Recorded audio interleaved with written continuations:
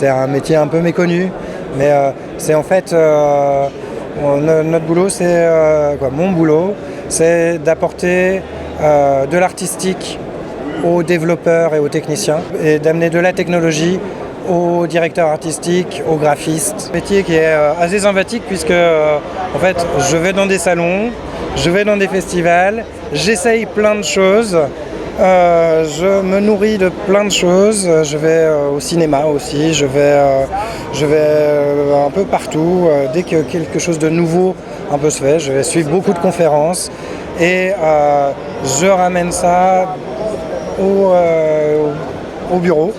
La réalité virtuelle aujourd'hui, on se retrouve, ça exacerbe un peu cette différence entre graphistes et techniciens. C'est-à-dire qu'on a aujourd'hui des gens qui viennent par exemple du cinéma. On a des réalisateurs cinéma, des réalisateurs vidéo qui ont un langage, qui connaissent très bien la narration, mais la narration dans un cadre.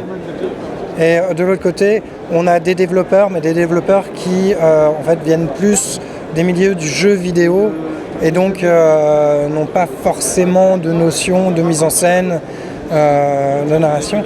Et donc voilà, là c'est un petit peu un réalisateur de cinéma traditionnel se retrouvant avec la réalité virtuelle et avec tout ce que ça amène au niveau des contraintes technologiques. Il faut leur expliquer, il faut les orienter, il faut les accompagner pour que leurs idées prennent corps et qu'elles soient juste faisables et qu'elles ne rendent pas les gens malades, etc., etc. Par exemple, sur cette attraction, la notion de déplacement en réalité virtuelle provoque ce qu'on appelle la cinétose ou le motion sickness, c'est-à-dire en fait le mal des transports. La cinétose ou le motion sickness sont dues en fait à une contradiction entre ce que le cerveau perçoit et ce que le cerveau ressent.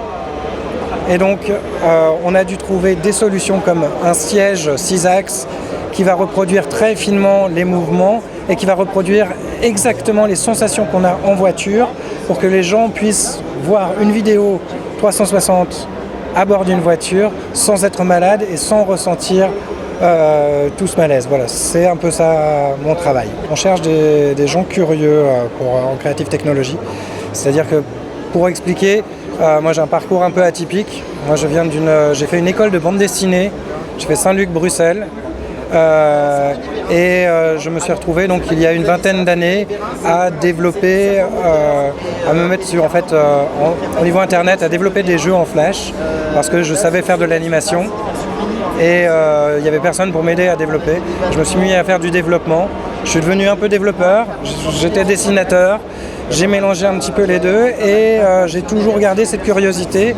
Et si aujourd'hui je ne suis pas un artiste génial, je ne suis pas un développeur magicien, mais je comprends à la fois la technique et l'artistique, ce qui me permet de faire des passerelles entre les deux.